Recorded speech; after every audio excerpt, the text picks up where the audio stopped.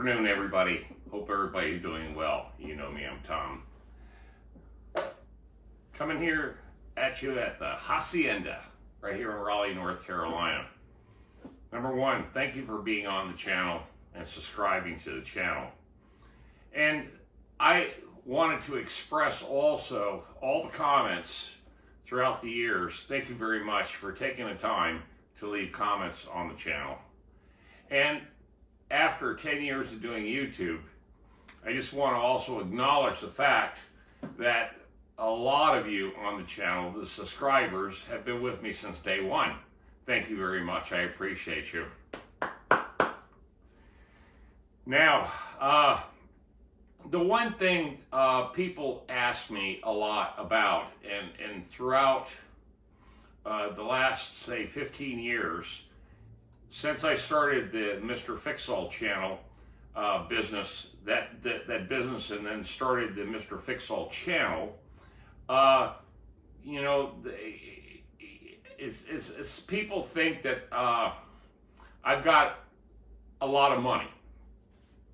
And in today's society, financial planning is more of a reactive measure than it is what I would consider a proactive measure. Years ago, because I grew up extremely poor, we're in the military. You know, our family, the family that I was a part of, were, you know, struggling soldiers, and, you know, basically, you know, just below middle income, not quite middle income, okay? But before we get too involved in this particular conversation, you know what time it is. It's beer 30. Here's mud in your eye. To all you lifers on the channel, here's to you.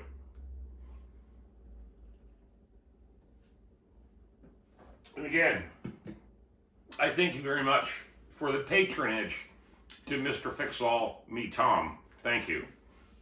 To this whole video series of craziness of stuff that I put out there. But to get right to the point, I knew early on, based on, you know, when I was growing up, you know, everybody was poor, pretty much. Everybody I knew was poor. We didn't have 10 bucks in our wallet or in our pocket at any one given time. Nobody had money. But we found ways to entertain ourselves and have fun, okay? Now, if you fast forward 40 years later, in all the years that I've been working, paying taxes, and, you know, playing by the rules. Let me just say it that way, playing by the rules. And I've always played by the rules when it comes to jobs, taxes, insurance, and, you know, all the legal stuff that, you know, is considered normal, living in the United States. Now, I've lived all over the world, but the United States, if you play by the rules, you usually come out pretty good, okay? Now, there's some drawbacks with it too. And I'll tell you what it is.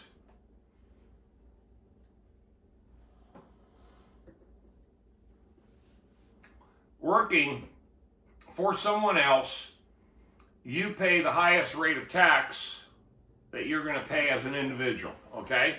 Whether you're married, not married, kids, all that stuff. What I did throughout, probably more frequently in the last 15 years of my life, I'm almost 70, I'm 67, but the last 15 years, I applied a lot of rules that normally I wouldn't have applied, that because I was working for someone else and I was at the higher tax rate, okay? Paying taxes into the system. But I knew there was a reason for that, because in the end, if I play by the rules, like I've been saying here, then I'll be rewarded when it comes to my full retirement date, okay? Under the current system. And it worked out that way. I am at the max as far as benefits with the Federal Reserve and federal government, and as far as Social Security and, everything that applies, free medical through the VA, investments, interest involved in that, and, just financial planning over an extreme long period of time. That's probably where this whole thing is going, is that I played a very, very long game in realizing that if I don't, and I was only playing the short game, that I might come up short. And I didn't want to do that in retirement. That's the biggest downfall. Americans, I can't speak for other countries, but I'm just talking about under American system, under America's tax laws, under our current rules and regulations that we follow as Americans. If you play by those established rules, you should be okay in your golden years, right? Right? Well, I'm telling you that the system works when it works. And I'm a perfect example of it. I was born in 1957, so my entire life was spent making money, looking for it, trying to find it, all those things. Really, I did. I concentrated on it a lot. And I partied a lot too. Now, I had a lot of fun as a young man. Let's be very, very clear. I had a lot of fun. More fun than you guys will ever know about, I promise you. Some of the things I've done and some of the places I've gone in my life, if I ever told you the truth, you'd be in shock. You would have no idea. Some of the things I really, really did. Oh my God. But now that I'm an older guy, I can look back on that, and that's where I gained my wisdom, okay? I said, okay, that was that was part A. There was a part B, and then now it's a part C. This is what I'm working on now, is my part C. Phase 3, okay, of my life. And it's going good, man, I'm telling you. But I planned. And I also did another thing too last year or this year. I dissolved the corporation status of my business, okay? I did it on purpose because financially, I don't need it anymore. Now, I still hold the trademarks and the patents for Mr. Fixall. No one's going to be able to touch that unless I sell the trademark. Okay, that's a registered trademarks, Mr. Fixall Incorporated, and Mr. Fixall Home and Gardens, all trademarked. So what I did was I said, okay, I'm going to semi-retirement.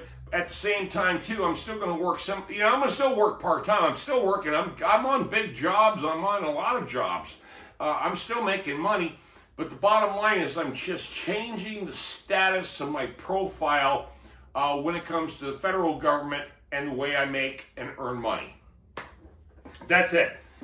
I already did enough to where financially I'm okay. I followed the rules, the bottom line, and now I'm being rewarded by following the rules. Now, I'm not a millionaire, but I've made probably since I've had Mr. Fixall. I have a lot of people ask me how much money did you make in the last 15 years, and it's quite a bit. Let me put it to you this way: it's over 7 figures. Okay, over 7 figures, and I also got the tax break of being an S corporation. So in reality, I was able to keep basically 88%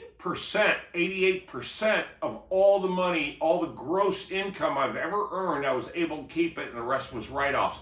And what I paid to the federal government, the state, and the feds, it was basically, between 7 and 11%. That's it on the total gross, minus expenses, of course. But the bottom line, the income was it taxed at 34 to 37 up to 41%, as I would have been taxed, and I was taxed for 28 years when I was in the car business. So the tax for me flipped the other way in my favor versus me paying out to the federal government to be able to land a comfortable Social Security pension for the rest of my life.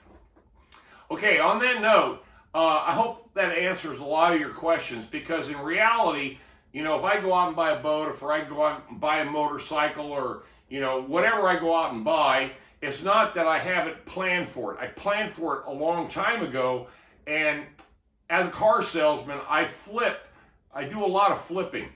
And that flipping allows me to make money to buy other things, to invest in other things, and then eventually get it all down to what I say is, you know, the prime assets. And right now, I'm getting to the point where I've got a lot of prime assets. So, and I don't have to worry about walking out the front door and going to work if I don't want to.